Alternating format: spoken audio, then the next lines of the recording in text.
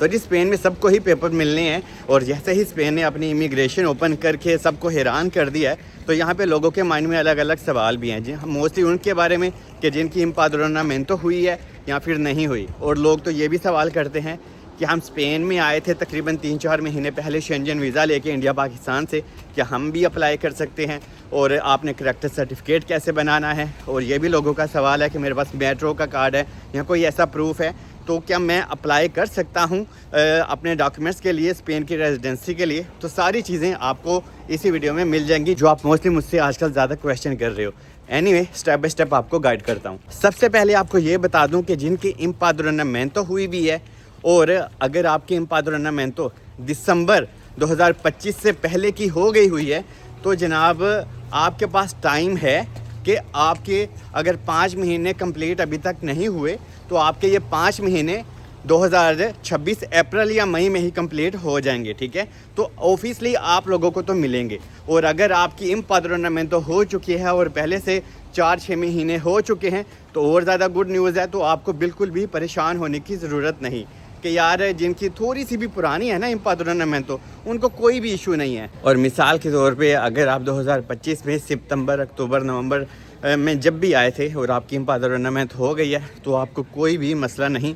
जब भी फ़ाइल वगैरह सबमिट करने का टाइम आएगा तो आप ऑफिसली अपनी फ़ाइल वगैरह सबमिट करके स्पेन की रेजिडेंसी के लिए अप्लाई कर सकते हैं और आपको कोई भी किसी भी किस्म का कॉन्ट्रैक्ट वगैरह ख़रीदना या बाय करने की ज़रूरत बिल्कुल भी नहीं, जो कि बहुत ही अच्छी गुड न्यूज़ है। और ऐसे लोग जिन्होंने अपने रेड क्रॉस की एम्पाद्रोनामेंटो के लिए अप्लाई किया हुआ था लेकिन अभी तक हुई नहीं है तो आपको बता दूँ कि जब आप अपनी रेड क्रॉस के एम्पाद्रोनामेंटो के लिए अप्लाई करते हैं तो भी आप एक गवर्नमेंट के ऑफिस में जाते हैं कि हाँ भाई मेरे पास फ़लाँ एक एड्रेस है, तो आपका समझ लें टाइम स्टार्ट हो गया। नॉर्मली तो नहीं होता लेकिन जैसे जैसे ये नया रूल अभी आया है तो आपके पास वो वैलिड प्रूफ है, चाहे आपकी अपॉइंटमेंट आते आते अभी 3 से 4 महीने बाकी हैं, क्योंकि रेड क्रॉस में आपको पता होना चाहिए 4 से 5 महीने हमारे लग जाते हैं हमारी एम्पाद्रोनामेंटो को होते होते। तो अगर आप 2025 में सितंबर, अक्टूबर, नवंबर में आ चुके थे और आपने टेम्परेरी सा गवर्नमेंट को एड्रेस दिया है कि हाँ भाई मैं यहाँ पे रह रहा हूँ और आपके पास प्रूफ हैं अपने मेडिकल कार्ड वगैरह या लाइब्रेरी कार्ड वगैरह, तो ऑब्वियसली आप भी अपनी रेजिडेंसी के लिए अप्लाई कर पाएंगे। तो अभी आपको बता देता हूँ कि आपने जनाब अपने डॉक्यूमेंट्स के ऊपर अभी काम करना है। और यहाँ पे अगर आपका पुलिस क्लियरेंस सर्टिफिकेट नहीं है तो आपको ज़रूर बनवाना चाहिए। और ऐसा नहीं है कि स्पेन अभी पेपर बांटेगा, स्पेन आपका यहाँ का भी प्रूफ मांगेगा कि आया आपने यहाँ पे कोई क्राइम तो नहीं किया हुआ। और जहाँ पे आप पैदा हुए इंडिया पाकिस्तान से वहाँ पे आपको अपना करैक्टर सर्टिफिकेट मतलब कि पुलिस क्लियरेंस सर्टिफिकेट आपको ज़रूर बनवाना है और आपको उसको अपोस्टाइल भी अपने होम कंट्री से करवाना है। और ये अभी आपने अपना बनवाना कैसे है ये आपको बता देता हूँ। आपने यहाँ पे स्पेन की एम्बेसी में जाना है, ठीक है, और आपने अपना आईडी कार्ड लेके जाना है और आपने जनाब वहाँ पे एक फ़ार्म होता है, मैंने पिछले वीडियो में भी वो दिखाया था, मैं कोशिश करूँगा कि वो फ़ार्म यहाँ पे भी लगा दूँ। आप वो डाउनलोड भी कर सकते हैं, लेकिन अगर आपको समझ में नहीं आता आप डायरेक्ट एम्बेसी भी जाके वो फ़ार्म हासिल करके फिल करके, तो आपको जनाब क्या होता है कि आपको पाकिस्तान, इंडिया से, मैं पाकिस्तान का फ़िलहाल बताता हूँ, अगर आपके माँ बाप हैं पाकिस्तान में तो आपने उनमें से किसी एक का नाम लिखना है।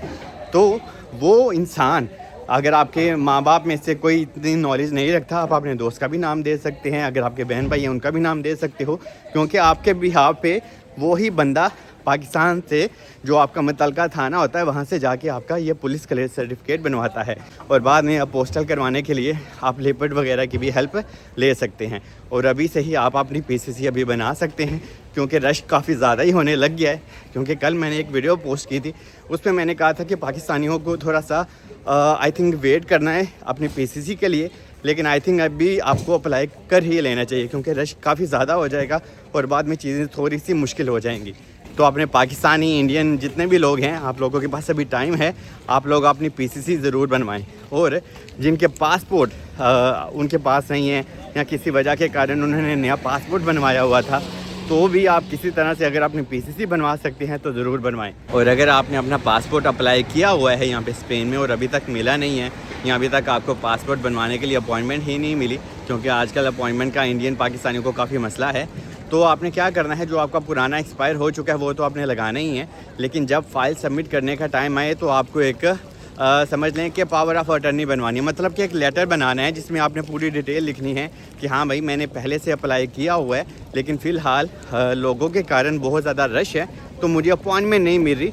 और ये गवर्नमेंट को भी पता है कि इंडियन और पाकिस्तानी लोगों को पासपोर्ट बनवाने में आजकल मुश्किल का सामना है। तो अगर आप एक लेटर खुद भी लिख सकते हैं, आप किसी वकील से भी लिखवा सकते हैं, वो ज़्यादा से ज़्यादा 20-30 यूरो ले लेगा, तो जनाब ये फिर आपके काम आएगा। ये उन लोगों के लिए है जिनके पास पासपोर्ट वगैरह है ही नहीं या उन्होंने अप्लाई किया हुआ है।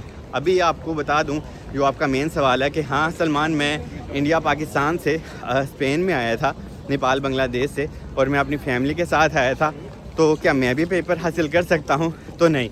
कोई एजेंट आपको कहे तो आप बच के रहें, क्योंकि यहाँ पे एजेंट लोगों ने दुकानें भी खोल रही हैं और एजेंट लोग वही हैं जो मोस्टली यहाँ पे वीडियोस बनाते हैं, और मैं इस तरह का कोई काम नहीं करता। ये एजेंट गिरी का ना ही आप मुझसे पूछे, मैं आपको जेन्युइन और सॉलिड इन्फॉर्मेशन देता हूँ ना, तो आपको इसी में माशाल्लाह यार खुश होना चाहिए। और मुझे इस तरह के ना ये एजेंटी डॉक्यूमेंटेशन के काम से प्लीज़ थोड़ा सा दूर रखा करें। कोई बंदा तो छाड़ दो जरा सिर्फ तो प्रॉपर इन्फॉर्मेशन देवे। स्पेन की रेजिडेंसी का एक ही मतलब है कि जो इंसान यहाँ पे आता है और रहता है पक्का, क्योंकि जब आप यहाँ पे रहते हैं तो आपको प्रूफ बनवाने होते हैं सारे के सारे। तो इसी वजह से ये उन्हीं लोगों के लिए जो यहाँ पे मौजूद हैं, क्योंकि आपके पासपोर्ट के ऊपर एग्ज़िट की भी स्टैंप लग गई होती है, तो इस वजह से ऐसे लोगों को पेपर्स बिल्कुल नहीं मिलेंगे। तो आप लोग किसी एजेंट के हत्थे ना चढ़ जाना। और अगर आप स्पेन में जब आए थे वीज़ा वगैरह लेके, या आपने कोई टिकट्स वगैरह बाय की थी, या आपके पास कोई होटल की रिजर्वेशन थी या होटल बुकिंग थी, लेकिन वो होटल की बुकिंग उसी वक्त ख़त्म होगी जब आपने स्पेन को छोड़ दिया। तो इस वजह से जो सच्चाई है उसको अपनाएं, क्योंकि यार ऐसा भी नहीं है कि स्पेन अभी लुटमार ही बना देगा कि हाँ भाई जरा बंदा है तो लंघ के गुजर के उन्हें भी पेपर लग जाएंगे, तो ऐसा तो नहीं है ना। तो इस वजह से आपको मैं बार बार कह रहा हूँ, यहाँ पे बहुत ज़्यादा लोगों के साथ धोखाचकारी इन्हीं बातों की ऊपर होगी।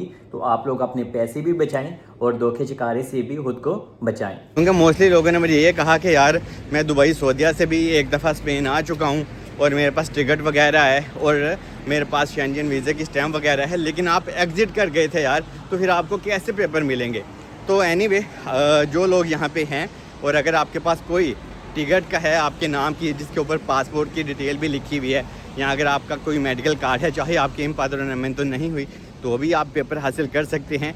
यहाँ पे एक चीज़ है मैं आप लोगों को कहना चाहूँगा, जो लोग पहले से अभी मौजूद हैं, जिन लोगों की एम्पाद्रोनमेंट तो हुई भी है वो तो ठीक है, जिनकी नहीं हुई तो प्लीज़ आप लोग अपना कोई ना कोई चेकअप ज़रूर करवाएं और आप अपनी अपॉइंटमेंट लेके रखें, क्योंकि आपको पता है यहाँ पे डॉक्टरी काम सारा फ्री है, अपॉइंटमेंट थोड़ी सी लेट मिलती है, तो जितनी जल्दी हो सके आप कोई ना कोई अपना चेकअप ज़रूर करवाएं।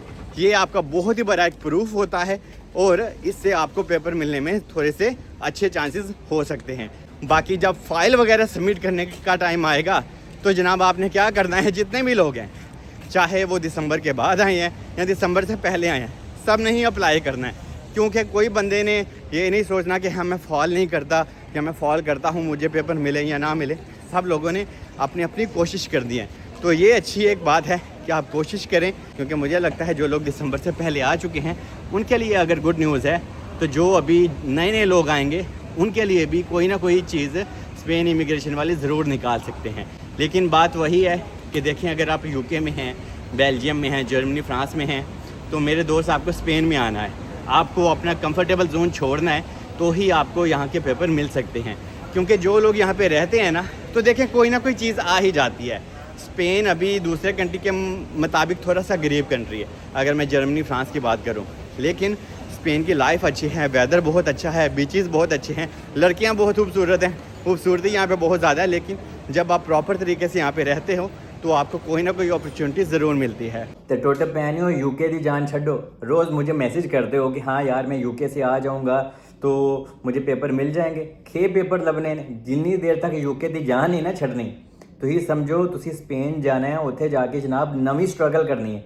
कोई बड़ी बात नहीं है, मैंने भी की थी, सारी दुनिया करती है, मैंने पुर्तगाल में भी की, मैंने स्पेन में भी की, और माशाल्लाह अल्हम्दुलिल्लाह भी सब कुछ है मेरे पास, पेपर्स हैं, सब कुछ है। तो इस वजह से यार कोशिश करन तो बाद ही सारियां चीज़ां लभदियां ने। तुसीं आंदे हो प्लेट 'च ते खाना भी सानू अपने आप नहीं लभदा, सानू तो किना लेदा, पहला पकाना पैंदा, आटा गुनना पैंदा, फिर कहीं जाके हम लोग खाना खाते हैं। तो थोड़ी सी कोशिश तो आप लोगों को मेरी जान के टोटो करनी होगी ना पेपर हासिल करने के लिए। और कसम से स्पेन ही एक ऐसा कंट्री है अभी जो आप लोगों को आपके घर वालों से मिलवाता है।